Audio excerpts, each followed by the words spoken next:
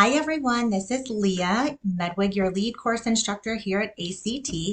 So I want to welcome all of you to our first anatomy and physiology lesson, part one. Today we're going to talk about the nervous system. So functions of the nervous system. So the nervous system is important for connecting the central nervous system to your organs, to your arms and to your legs and to your skin. It also allows the brain and the spinal cord to receive and send information from other areas of the body. So, from your legs and your arms and your organs back to the brain. And it also carries a sensory and motor function to and from the central nervous system. So you're hearing, you're seeing, you're smelling as far as your senses, and then motor functions, running, walking, things like that. And then it also helps to regulate involuntary muscle functions like heartbeat and breathing. So the nervous system is classified in two different ways. So there's the central nervous system that consists of the brain and the spinal cord, and this is the integration and command center. And then you have the peripheral nervous system, and the peripheral nervous system consists of 31 pairs of spinal and 12 pairs of cranial nerves. And the peripheral nervous system is what carries messages to and from the spinal cord and the brain to the rest of your body.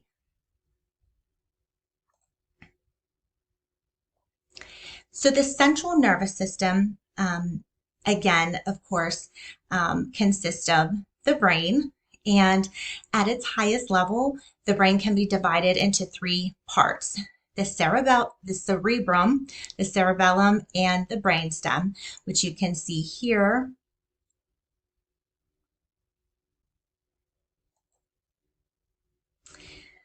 So the cerebrum, or the front of the brain, consists of gray matter, the cerebral cortex, and white matter at its center.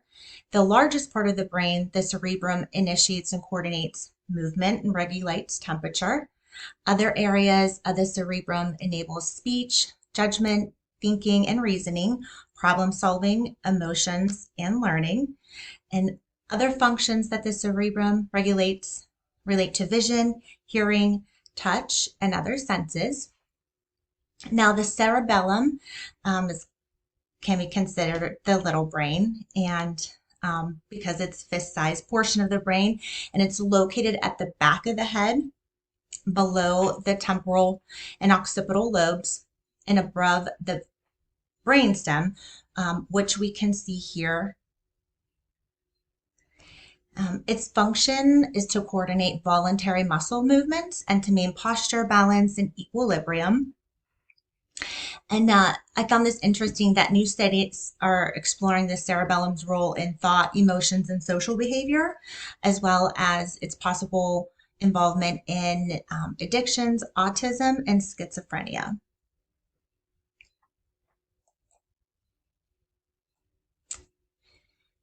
Now, the brain stem is the middle of the brain, and this connects the cerebrum with the spinal cord. The brain stem includes the midbrain, the pons, and the medulla. Now, the midbrain is a very complex structure with a range of different nuclei and neuron clusters, neural pathways, and other structures. And these features facilitate various functions from hearing and movement to calculating responses and environmental changes. The midbrain also contains the area that's most affected by Parkinson's disease. The pons is the original of 4 of the 12 cranial nerves, which enable a range of activities such as tear production, chewing, blinking, focusing, vision, balance, and hearing. Also facial expression. So named for the Latin word for bridge, the pons is the connection between the midbrain and the medulla. And then we have the medulla here, and at the bottom of the brainstem, the medulla is where the brain meets the spinal cord. And the medulla is absolutely essential for survival. Functions of the medulla regulate many bodily activities, including your heart rhythm, your breathing, blood flow, and oxygen and carbon dioxide levels. And the medulla is also responsible for producing reflective activities such as sneezing, vomiting, coughing, and swallowing.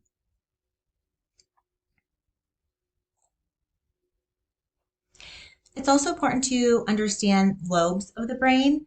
The frontal lobe that you can see here is the largest of the brain.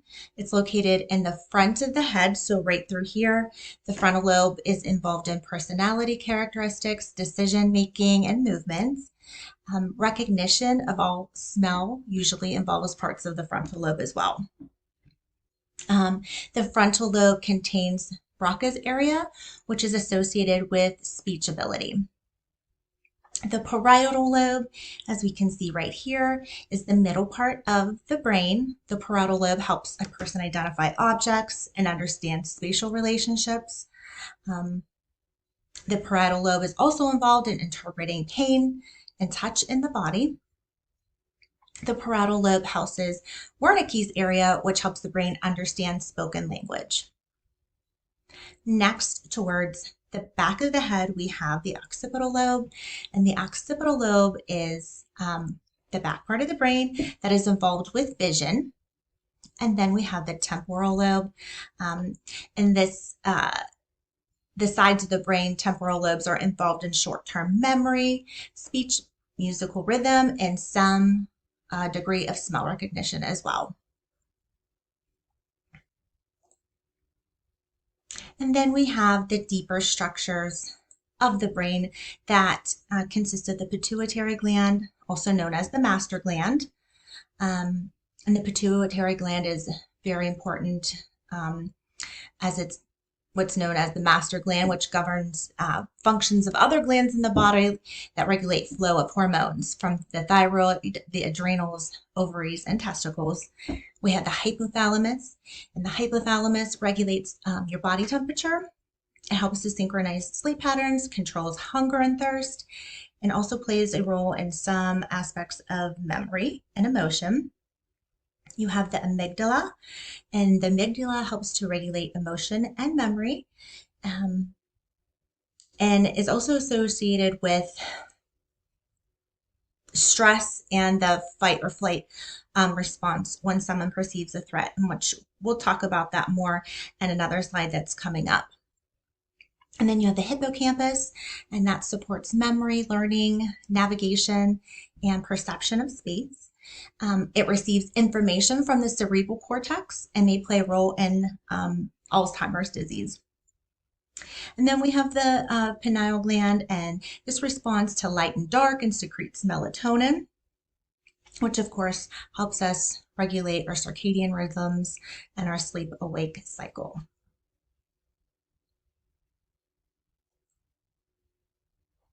The second part of the central nervous system we have is the spinal cord. Now, the spinal cord is a part of the central nervous system, and it consists of a tightly packed column of nerve tissues that extends downwards from the brainstem through the central canal of the spine and is crucial in facilitating our daily activities. Examples of these key functions include carrying signals away from the brain, which we talked about in the beginning. The spinal cord receives signals from the brain that control movement and autonomic functions. Also, the spinal cord helps to carry information from the rest of the body, your arms, your legs, your organs, back to the brain. And the spinal cord also transmits messages such as sensations of touch, pressure, and pain. The spinal cord is also very important in reflex responses. The spinal cord also acts independently of the brain in conducting motor reflexes, which I find to be very fascinating. One example is the patellar reflex, which causes a person's need to involuntary jerk when tapped in a certain spot. I'm sure we've all had a doctor do that to us at some point in time. And these functions of the spinal cord transmit the nerve impulses for movement, sensation, pressure, temperature, pain, and more. I also wanted to just make a slide regarding spinal cord anatomy. So the spinal cord comprises of three parts: the cervical, which is closer to the neck, the thoracic, which is when you think about like your mid back towards, where your chest is, and the lumbar lower region, the lower back. 3 layers of tissue protect the spinal cord: the dura mater, the arachnoid mater, and the pia mater. And doctors call these layers meninges. The layers are as follows. So the dura mater is the outermost layer of the spinal cord's meninges. It is a tough protective coating. You also have the epidural space. Between the dura and the arachnoid space is the epidural space. So this is where doctors may insert a local anesthetic to reduce pain during childbirth, and some surgical procedures, such as those to operate on the lung or an abdominal aneurysm. And then you have the arachnoid mater, and the arachnoid mater is the middle layer of the spinal cord covering. And then you have the subarachnoid space, and this is located between the arachnoid mater and the pia mater. The cerebral spinal fluid is located in this space, and sometimes the doctor has to sample the cerebral spinal fluid, oh gosh, to test for the presence of infection. So like a spinal tap, such as meningitis. They can also inject a local anesthetic into this space for some surgical procedures. And then there's the pia mater. This is the layer that directly covers the spinal cord.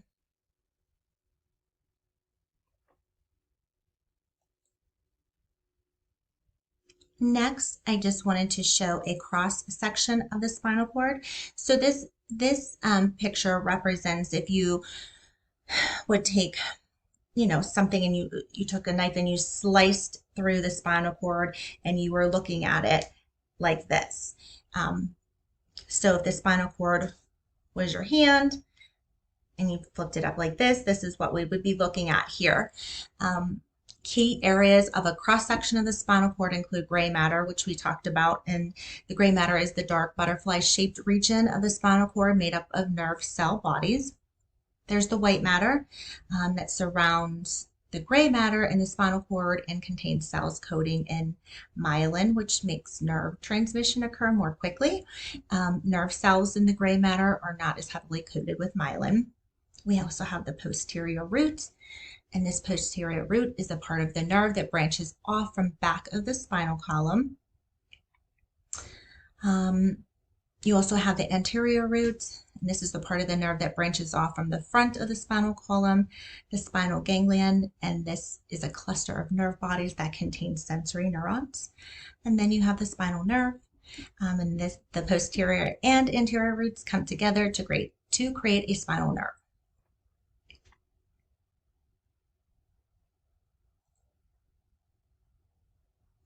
So now we're going to begin to talk about the peripheral nervous system. So remember in the beginning, in the nervous system, we have the central nervous system, which contains or consists of the brain and the spinal cord, which we just talked about.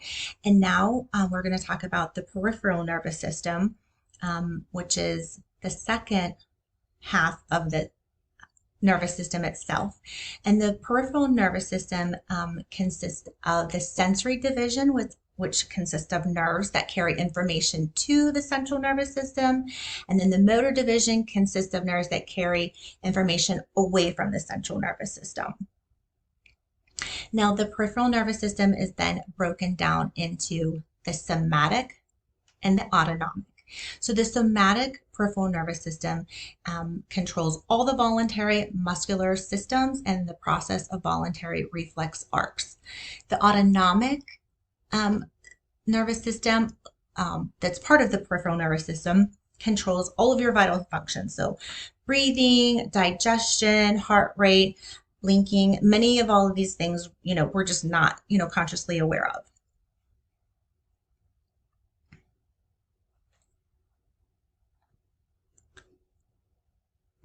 Let me back up here. Now, backing all the way up, like I said, the peripheral nervous system is then broken down into the somatic and then the autonomic. Furtherly breaking down is the autonomic nervous system. Now, the autonomic nervous system subdivisions include the sympathetic and the parasympathetic. And now the sympathetic is responsible for increasing activity in most systems. And this is known as your flight or fight response. So as you can see here in this visual, so your sympathetic nervous system is going to do things. So if you were being chased by a bear and you're very scared and you have that flight or fight response, so your body needs to ramp itself up to get away. So the sympathetic nervous system is going to help with that. It's going to dilate your pupils so you're able to see a longer distance and with more depth. It has to inhibit your salivation. It also relaxes your bronchi, increases your heart rate. It also inhibits your digestive activity because if you're being chased by a bear, you don't want to be digesting food. It stimulates glucose released by the liver. And it stimulates that epinephrine and norepinephrine, and that is what you feel when you are afraid. It's that rush of those neurotransmitters. And then it also relaxes your bladder. Now, the parasympathetic nervous system, on the other hand, or conversely, is responsible for slowing the activity and all of those systems that we just talked about. So this is known as the housekeeping response. So as you can see here, the parasympathetic nervous system will constrict your pupils, stimulate salivation, it will stimulate your digestive activity, and it inhibits adrenaline production. So really is what helps you calm down.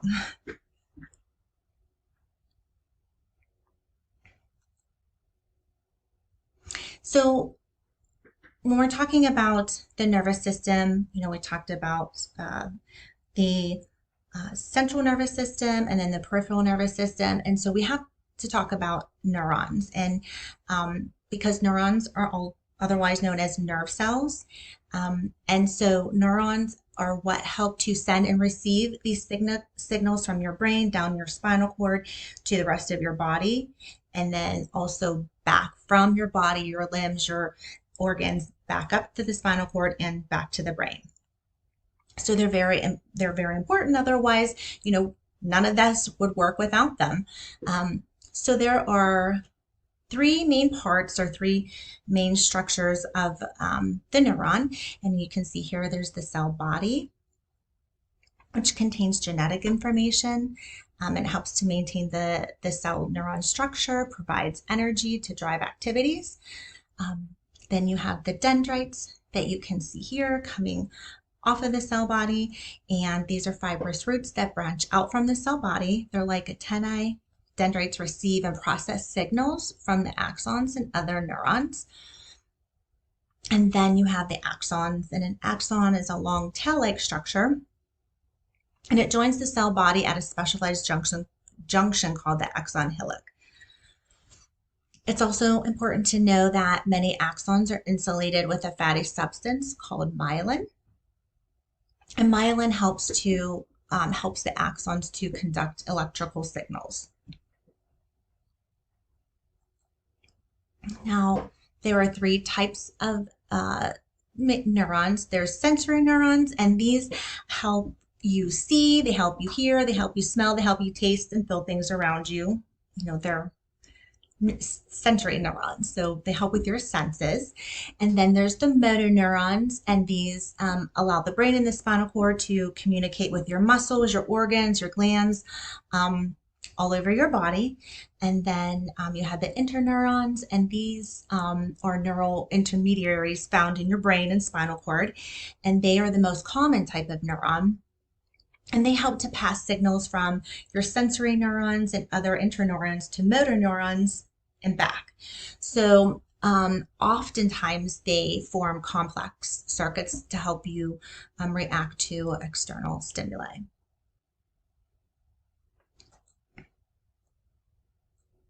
So how do neurons work? So neurons work in two main ways.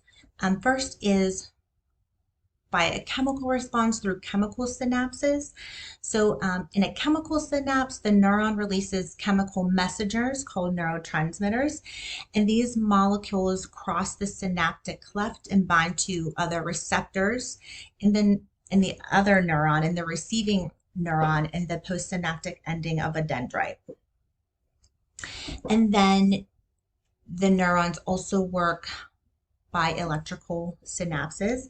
And so electrical synapses can only excite. So these synapses form when two neurons are conducted by a gap junction. And this gap is much smaller than a chemical synapse and is made up of ion channels that help transmit positive electrical signals. All right, so I hope that you all enjoyed our first anatomy and physiology lesson here. There will be more to come. Please, reach out to me always with any questions that you might have. If there's something that you need me to clarify for you, I was happy to do that. All you have to do is send me an email. And don't forget that you can also schedule office hours with me if you need a little bit more one-on-one. So thanks so much, everybody. Thanks for listening, and we will see you soon. Bye.